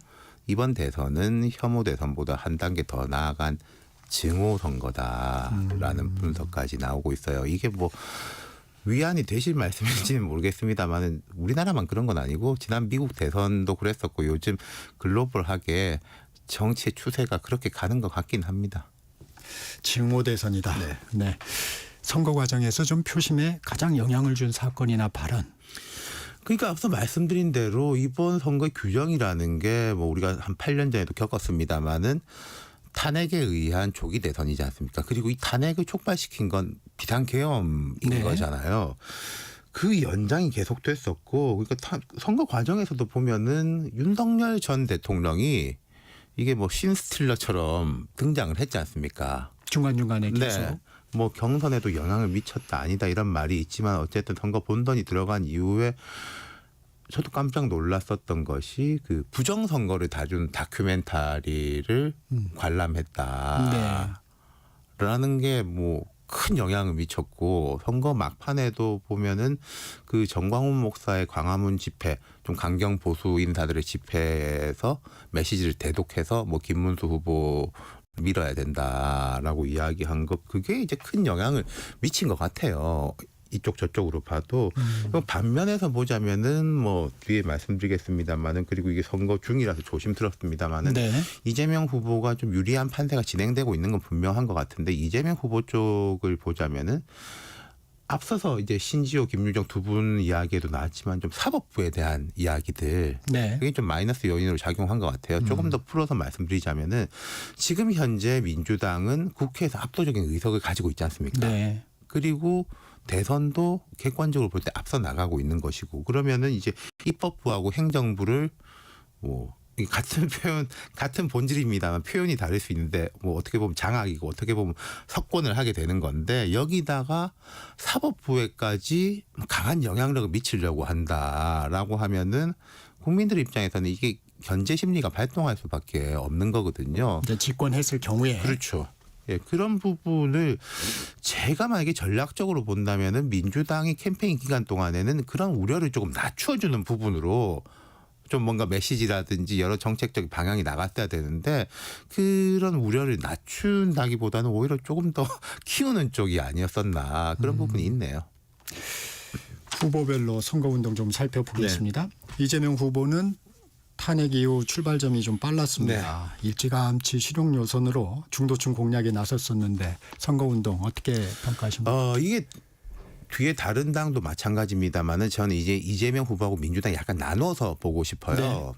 지금 이번 민주당의 선거 캠페인을 보자면은 제가 한 20여 년째 이 일을 하고 있는데 각 당 중에서 이런 정도로 깔끔하고 체계적으로 돌아간 캠페인을 본 적이 없을 정도라고 평가하고 싶어요. 민주당. 예, 후보 말고 이제 선대위의 네. 뭐 홍보라든지 유세 진행이라든지 이런 면이. 근데 이걸 보면은 민주당 어디든지 간에 제가 이런 표현을 잘 쓰는데 잘 되는 곳은 잘 돼서 잘 되고 잘 안 되는 곳은 잘 안 돼서 잘 안 된다. 그러니까 민주당이 왜 강하냐면은 지난 총선하고 지지난 총선을 압도적으로 이겼지 않습니까? 그러니까 전국에서 TK 지역을 제외하고는 다 포스트들이 있어요. 중청, 수도권, 전남 할 것 없이 TK를 제외하고는 거의 전국적인 망이 깔려 있고 또 민주당의 의원들이 많다 보니까 지금 민주당에서 이번 선거를 이제 허리에서 이끄는 의원들을 보면은 뭐 재선, 삼선 그룹들인데 이분들이 젊은 시절 20대 후반 30대부터 당에서 보좌진이라든지 당직자로서 활동을 하면서 뭐 떠올려 보면은 2002년 노무현 대통령 선거나 2004년 17대 선거 때부터 실무자로부터 장뼈가 굵은 사람들이 지금 재선 삼선급 허리에 포진해가지고 전국적으로 포진해서 선거를 이끌고 있으니까 허리가 튼튼하군요. 그렇죠. 군대로 치면은 이게 뭐 연대장, 대대장들이 아주 탄탄하다는 거죠. 이걸 뒤집어 보면은 국민의힘은 그렇게가 안 되고 있는 것이고 민주당의 이제 당이 되게 강했다. 첫 번째 말씀은 이걸 드리고 싶고 두 번째 이야기는 이제 이재명 후보의 캠페인인 건데 이재명 후보에 대해서 제가 아쉬운 점에 대해서는 방금 말씀드렸고 네. 사법부에 대한 이야기 컸던 거 그리고 이제 어쨌든 이재명 후보의 강점이라면 이건 역시 강해서 강한 겁니다. 무슨 말이냐면은 당에 대한 장악력이 압도적이었기 때문에 경선 과정에서 일단 누수가 없었지 않습니까? 그렇죠. 어느 당이든지 보면은요 경선이 본선보다 더 어려운 점이 있어요. 내부 경쟁이 늘 치열하게 마련이고 또 경선 때는 이른바 집토끼 이야기를 많이 해야 되지 않습니까? 중도층 이야기를 하면은 아 이거 뭐 우리 정체성하고 다르다 이런 비판까지도 받을 정도인데 근데 이재명 후보 같은 경우에는 그 앞서서 워낙 압도적이었기 때문에 경선 과정에서부터 그냥 본선 같은 경선을 진행한 거죠. 그러니까 누수가 없었고 선거 진행 과정에서도 이른바 유의미한 비주류가 없었기 때문에 이건 뭐 장점이자 단점이기도 합니다만 그러니까 브레이크가 없었다라는 뜻도 되고 누수가 없이 선거를 진행할 수 있었다. 예. 이 김문수 후보도 좀 살펴보죠. 네. 경선 후유증을 극복하는데 좀 시간이 걸린 것 같습니다. 어떻게 그렇죠. 보세요? 김문수 후보에 대해 가지고 세 가지를 짚어볼 수 있을 텐데 첫 번째로는 윤석열 전 대통령의 그림자를 떼내지 못했다. 마지막까지도. 이게 김용태 비대위원장이 뭐 대통령 뭐 얼씬도 하지 마라. 그리고 막판에 보면은 나름의 승부수였던 것 같은데 우리가 탄핵 반대 당론을 지금 무효화하겠다. 뭐 늦은 감이 있었지만 그런 이야기를 꺼냈는데 그 윤상현 선대위원장이 우리 그렇죠. 정체성을 무너뜨리는 행위다라고 하고 그 김문수 후보는 그 부분에 대해 가지고 아예 그냥 언급을 안 하고 피해 나가는 식으로 갔단 말이죠. 그러니까 윤 전 대통령의 그림자를 떨쳐내지 못한 것 첫 번째. 그리고 두 번째로 보자면은 김문수 후보가 제 기억에는 아마 지난 4월 9일에 국민의힘에 복당했을 겁니다. 그래서 바로 경선에 뛰어들었죠. 그래서 이제 저력을 발휘해서 후보가 됐는데 이 이야기를 뒤집어 보자면은 대통령에 나가려고 하는 준비가 본질적인 준비가 부족한 거 아니냐. 그러니까 국민의힘 같은 경우에 뭐 홍준표, 한동훈 이런 분들은 어찌됐건 뭐 한 1, 2년 전부터 대통령 되고 싶어 해서 준비를 했던 것들이 이제 보였는데 김문수 후보는 본인의 준비가 부족했고 그리고 윤석열 전 대통령의 이제 그림자를 떼내지 못하니까 이건 이제 연동되는 이야기인데 김문수 후보가 강력한 후보라면은 전임자의 그림자를 떼낼 수 있었을 거예요. 근데 또 전임자의 그림자가 강하니까 강한 후보가 되지 못하고 이게 쳇바퀴처럼 연결되는 구조인 거죠. 거기다가 당적인 역량, 아까 제가 민주당에 대해 말씀드리고 뒤집어본 국민의힘이 되는 건데 지난 두 차례 총선 동안에 너무 많이 졌어요. 그래서 의원들 중에서 영남권 비중이 너무 높습니다. 영남권에서 국회의원이 많이 돼서 문제라는 게 아니라 다른 지역에서 안 된 게 문제라는 거죠. 그러다 보니까 조금 당 전체가 중도 수도권의 민심에 이렇게 싱크로율을 높이지 못하는 게 보였습니다. 이준석 후보는 단일화 프레임에 빠졌다고 볼 수 있는데 이게 좀 표심 확장에 제한이 있을 그렇죠. 수밖에 없었겠죠. 지금 제가 계속 드리는 말씀을 한번 주의 깊게 보시면은 원인하고 결과는 항상 연동됩니다. 네. 그러니까 이준석 후보가 자기가 강한 자기 캠페인을 하지 못했기 때문에 또 단일화 프레임에 빠진 것도 있는 것이고 단일화 프레임에 빠지니까 자기 캠페인을 못한 것도 있는 거죠. 근데 이준석 후보가 TV 토론을 아무래도 이야기 안 할 수가 없는데 기대가 많았지 않습니까? 본인도 TV 토론이 강점이라고 생각하고 여기에서 그렇죠. 분위기를 많이 바꿀 수 있겠다. 그래서 이제 1차, 2차 때까지는 확실히 뭐 이재명, 김문수보다는 이준석이 물론 그걸 이제 비판적으로 보는 분들도 있습니다만은 언변도 좋고 순발력도 있고 이렇게 강하구나. 그래서 지지층들도 이게 모이는 모습을 보이는데 3차 토론이 컸죠. 그러고부터 오히려 단일화에 대한 뭐 압박이랄까 공세가 더 강해진 것이고 어차피 너 안 되는데 단일화 해야지라는 식의 공세가 더 강해졌다는 거죠. 그리고 그 3차 토론의 문제 발언 이후에 제가 생각할 때 이걸 빨리 깔끔하게 고개 숙이고 넘어갈 수 있는 건데 계속 그걸 가지고 이게 뭐 본질적으로는 잘못된 거가 아니다. 검증이다라는 식으로 스스로 좀 더 이어갔던 거. 그게 좀 뭐 제가 생각할 때는 크게 아쉬운 점인 것 같습니다. 권영국 후보는 존재감을 부각했습니다. TV 그렇죠. 토론을 통해서. 네. 이 진보정당 어떻게 보십니까? 지금 이제 민주노동당 이름으로 나왔는데 이 민주노동당이라는 이름 자체가 선거형 프로젝트 이름이에요. 그렇죠. 원래 정의당하고 이제 바깥에 있는 진보적 사회단체하고 결합해가지고 만든 당인데 민주노동당 입장에서는 TV 토론이 너무나 큰 기회였죠. 이 TV 토론이라는 것은 아시다시피 네 사람의 후보들이 똑같은 조건을 가지지 않습니까? 똑같은 시간과 똑같은 기회를 주기 때문에 이게 지지율이 아무리 높은 사람이나 작은 사람이나 똑같고 그렇다면은 권영국 후보는 무조건 플러스예요. 기저효과 가진 게 없기 때문에 TV 토론을 통해 가지고 아 그래 저런 사람도 있구나. 진보적 가치를 지지하는 분들은 당연하게 권영국 후보를 보고 지지하게 될 것이고 꼭 진보적 가치를 지지하지 않더라도 우리 사회에서 저런 목소리가 있어야 되는 거 아니야? 과거에 권영길 후보가 이렇게 올라갈 때도 그런 모습이었지 않습니까? 그래서 이제 권영국 후보는 이 TV 토론을 통해서 얻은 이 뭐 인지도랄까 영향력과 주의를 앞으로 어떻게 당장 내년 지방선거가 있으니까 확장시킬 것인가가 문제고 그리고 제가 뭐 권영국 후보와 지지하는 분들한테 말씀드리고 싶은 것은 이게 말하자면은 유산이에요. TV 토론 나갈 수 있게 된 게 지난번에 이제 정의당이 원내에서 밀려나면서 그렇죠. 막 여러 가지 분투를 하면서도 그 지방선거 때 지지율을 높여놨기 때문에 그 유산을 가지고 TV 토론에 참여하게 된 거 아니겠습니까?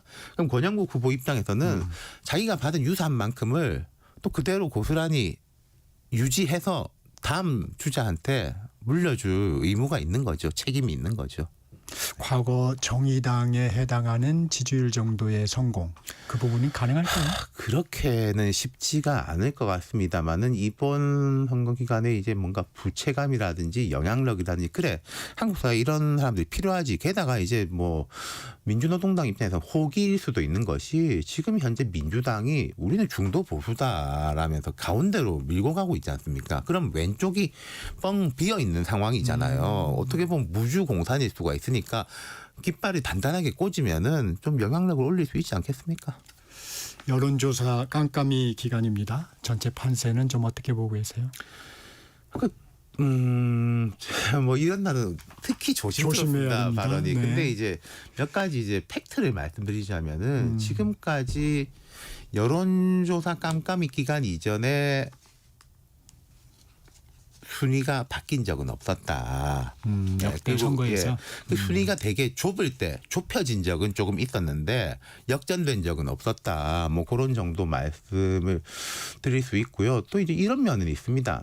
지금 보면은 이제 우리가 지난 역대 민주화 이후의 대선을 보면은 두 가지가 있죠.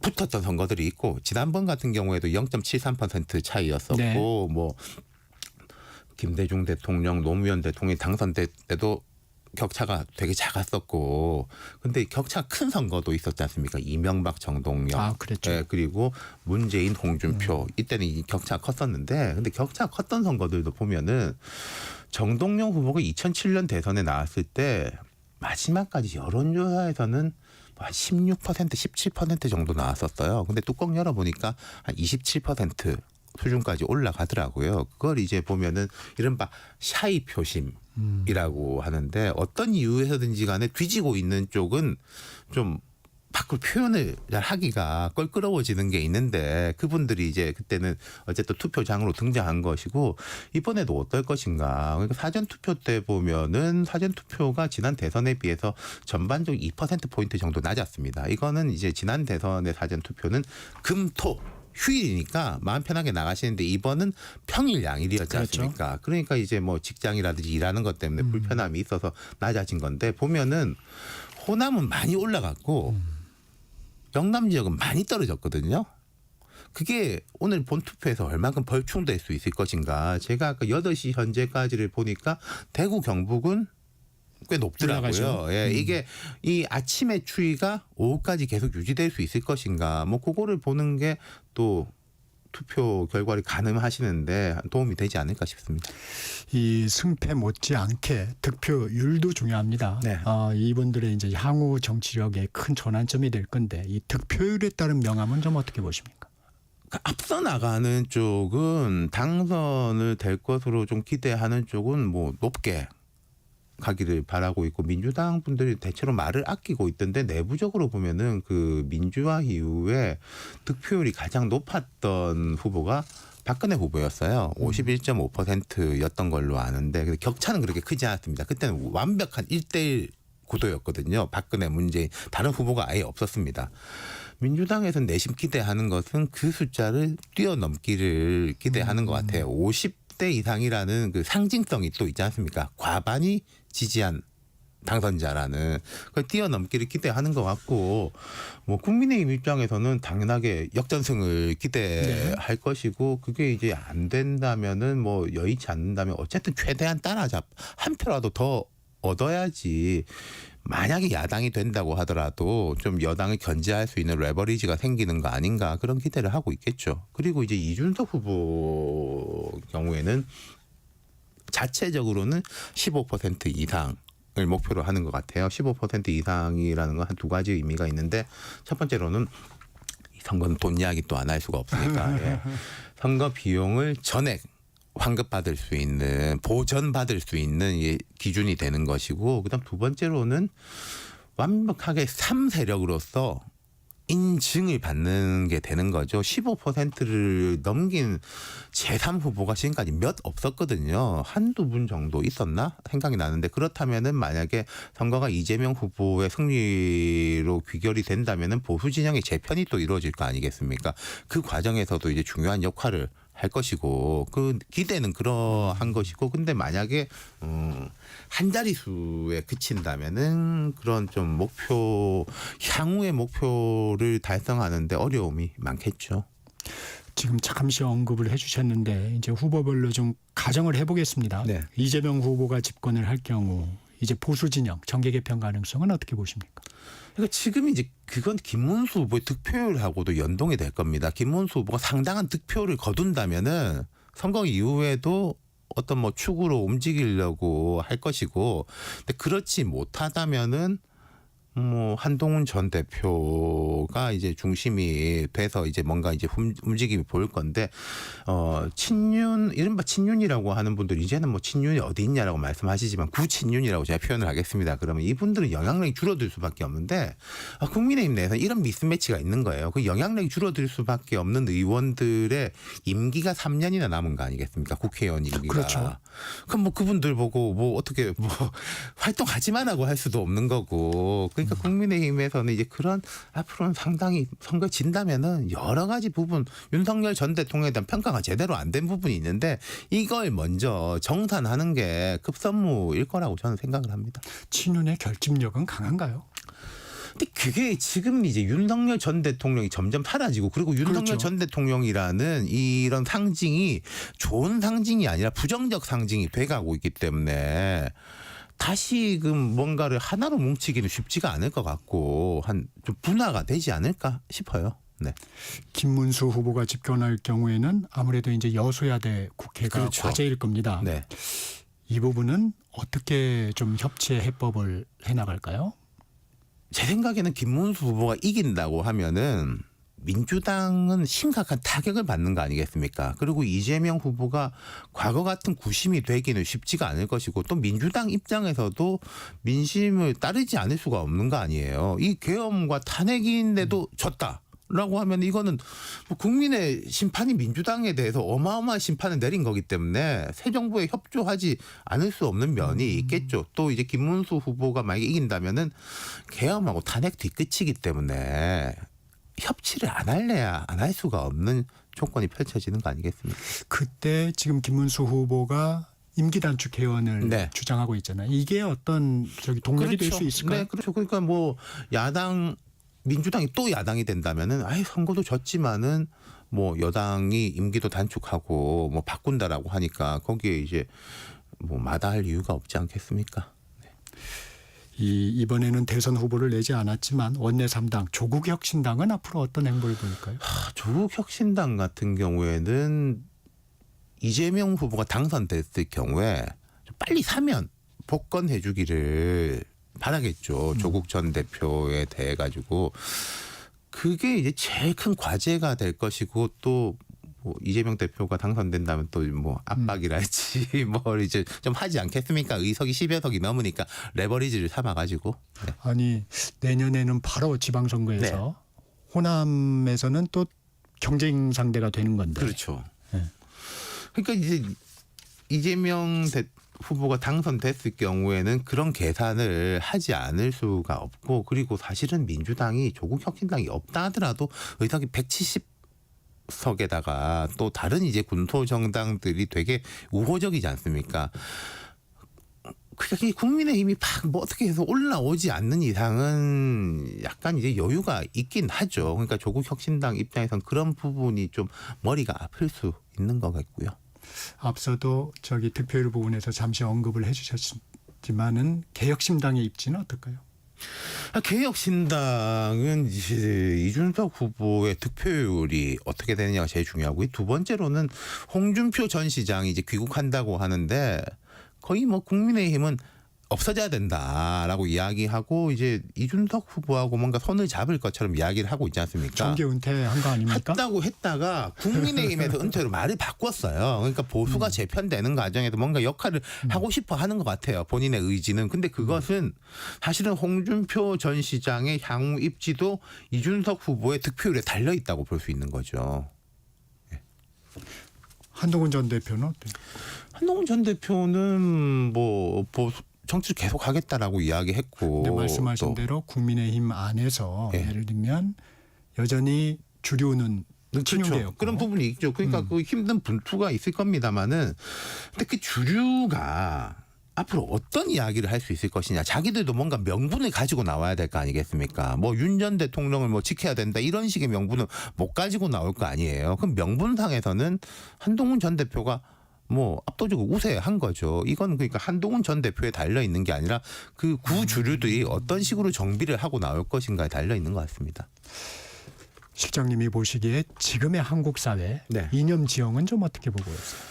저는 한국 사회는 제가 이런 말씀드리면은 조금 놀라는 분들도 있는데 저는 보수화되고 있다고 생각해요. 이거는 탄핵에 대한 파면에 대한 평가하고 다른 겁니다. 이게 뭐 윤석열 보수라고 해가지고 윤석열 전 대통령 계엄을 지지하고 이런 게 아니라는 거죠. 제가 한국 사회가 보수화되고 있다는 말씀은 8년 전에 조기 대선 당시에는 대선 때 의제가 최저임금 10,000원, 비정규직의 정규직화 이런 의제들이 중심이었어요. 근데 이번 선거에는 뭐 별 의제도 없습니다만은 기억해 보시면은 선거 본선이 이루어지기 전부터 이 당 저 당 할 거 없이 세금 깎아줘야 된다.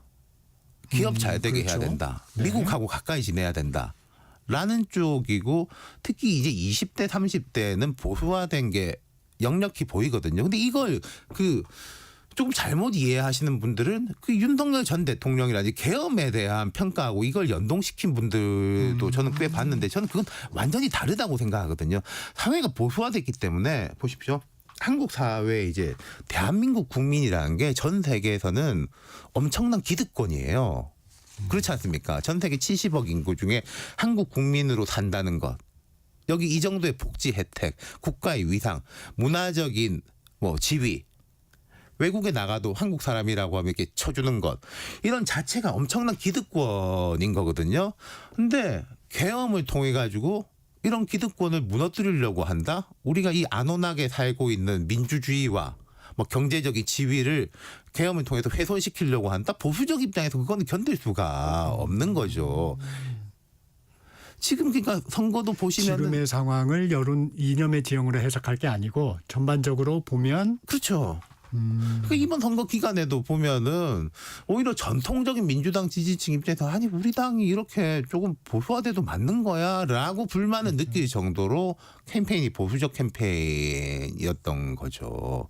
그 뭐 사법부에 대한 공방이 있습니다만은 전 그것도 뭐 대법관을 이렇게 늘리 잘하는 게 전통적인 진보의 의제인가? 이건 약간 정치적인 투쟁에 가까운 거죠. 지금 뭐 진보 보수의 이념적 투쟁이 아니라 지금 보면 이번 선거 때 뭐 예를 들어서 북한에 대한 이슈가 나온 적이 거의 있습니까? 안 나왔죠. 의제화가 좀 덜 됐죠. 예. 마지막으로 새 정부의 가장 시급한 과제 뭘로 꼽으시겠습니까? 안정성이고 정상화인 거죠. 지금 겨우 사실 어떻게 보면 버티고 가고 있는 거지 않습니까? 대행의 대행입니까? 교육부총리가 그 대통령 대행을 하고 있고 그리고 이건 하나가 있는 게 새 정부가 되면은 지금 이주호 대행이 대통령 권한 대행에서 총리 대행이 될 거예요. 직함이. 네. 그럼 이분이 새 장관에 대해 가지고 제청도 해줘야 되고 법적으로 처리해줘야 될 일들이 되게 많습니다. 그 문재인 전 대통령이 당선됐을 때도 비슷했는데 그 당시에는 유일호 총리가 그 역할을 했는데 이주호 대행의 역할도 중요합니다. 네, 오늘은 여기까지 듣겠습니다. 지금까지 윤태곤 더모아 정치분석실장이었습니다. 고맙습니다. 감사합니다. 6월 3일 대한민국의 새 대통령을 뽑는 날입니다. 미래를 위한 소중한 한 표 꼭 행사하시기 바랍니다. 대선 특집으로 보내드린 전격시사 여기서 마무리합니다. 여러분 감사합니다.